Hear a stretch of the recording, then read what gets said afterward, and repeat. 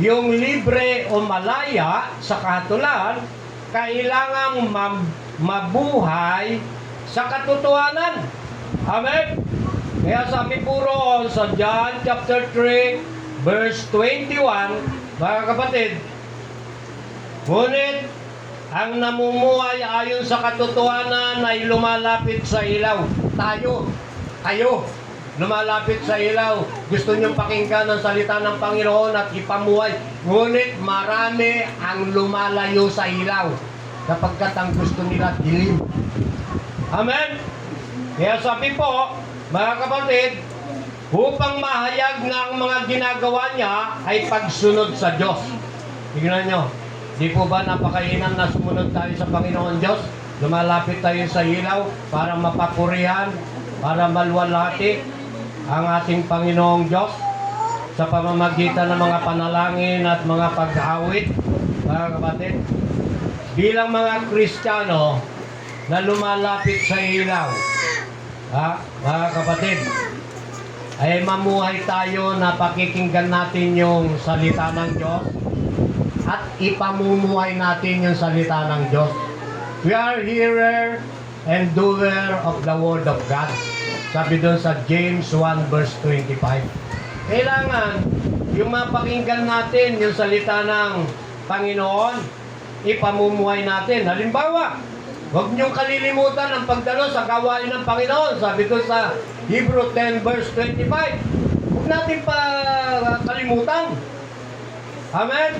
Gawin natin. Dumalo tayo sa gawain ng Panginoon. Mahirap bang dumalo sa gawain ng Panginoon? Hindi po. Mas mahirap dumalo sa gawain ng sanlibutan. Dahil pagka sa gawain ng sanlibutan ang inuna natin, wala tayong matatamo doon na pangako. Yung pangako ng tao, mapapako. Pero yung pangako na mula sa Diyos, maaasahan natin. Amen? Sapagkat yung salita ng Diyos, buhay. Buhay na buhay, mga kapatid. Kaya, yung Diyos ang uunahin na natin. Amen? Iwanan tayo ng asawa natin. Iwanan tayo ng anak natin. Ano? Pero yung Panginoon, hindi niya tayo iiwan. Kasama natin siya habang panahon. Gusto niyo ba yun na ang Panginoon kasama natin habang panahon? Praise the Lord. Purihin po ang Panginoon. Mas mainam po yun. Mas mainam na ang mag-aasawa parehong naglilingkod sa Panginoon. Ha? Ay, mahirap pagka ikaw lang naglilingkod sa Panginoon, pagka yung asawa mo hindi naglilingkod, maiiwan yon. Maiiwan sa kahatulan yon. Mga kapatid, nakasumpa siya, patay siya, pag hindi siya nabago, hindi siya sumama, doon siya sa eternal fire. Mga kapatid, kaya nakakalungkot. Kaya habang may panahon, pag sumikapan natin na maaya natin yung mga mahal natin sa buhay. Hindi po ito biruan, brothers and sisters. Hindi pwede ito na ngayon, tapos bukas, wala na. Dapat tuloy-tuloy, consistent yung paglilingkod natin sa Panginoon. Amen? At pangatlo, sabi rito, because we are children of God, for being obedience. Kaya naging anak tayo ng Diyos dahil sa pagiging masunurin. Alam niyo po ba na pinaka-perfect example ng pagiging masunurin, wala nang hihigit pa kay Jesucristo na ating Panginoon. Hebrew 5:8 verse 9, na hanggang doon sa kamatayan para sa ating ikabubuti. Perfect example siya. Ang good example naman, mga kapatid, si Abraham. There's no question. Sabi ng Panginoon, lisanin mo ang Haran, pumunta ka doon sa lupang pangako. Sumunod agad si Abraham. Mga kapatid, at nakamit nila ang pangako. Gayon din si Noe. Dahil sabi ng Panginoon, si Noe na may banal na takot sa Diyos, sumunod sa Panginoon. Si Pablo, paano? Sa kanyang pagsunod, si Pablo masunurin sa kanyang relihiyon, ngunit hindi siya masunurin sa Diyos. Hindi siya masunurin. Nung na-encounter ni Apostol Pablo o si Saulo ang Panginoon sa daan ng Damasco, nabulag siya, mga kapatid. At nung pumunta na nga po siya, nalalayan siya ng kanyang mga kasama sa pamamagitan ni Ananias, nabautismuhan siya, nabago siya, mga kapatid. Naging Kristiyano siya.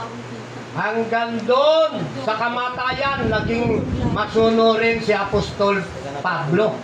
Sabi doon sa 2 Corinthians 4 verse 8. Ay 2 Timothy 4 verse 8, mga kapatid. Naging masunurin tayo. Tayo ngayon. Sa kanya-kanyang panahon tayo na-encounter natin ang Panginoon. Brothers and sisters, kailangan maging masunurin tayo. Hindi natin kaya yung ganap. Hindi natin kaya yung walang question. Ano?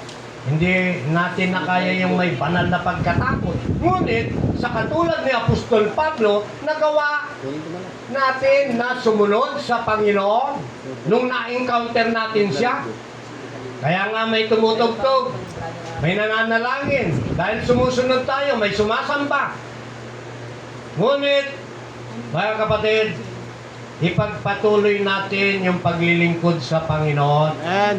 Patuloy na tayo maging masunurin. Anong sabi doon sa 2 Timothy? 4 verse 2, in season or not in season, share the word of God. Pwede ba yun, mga kapatid? Napapanahon o hindi napapanahon, i-share nyo ang salita ng Panginoon. Bakit kaya? Bakit?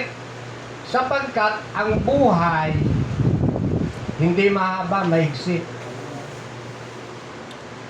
Sabi doon sa awit 89 verse 47, walang nakakaalam kung ano ang mangyayari bukas sa ating mga buhay. Kaya, bilang mga Kristiyano, maging masunurin tayo. I-share natin yung salita ng Panginoon, napapanahon man o hindi.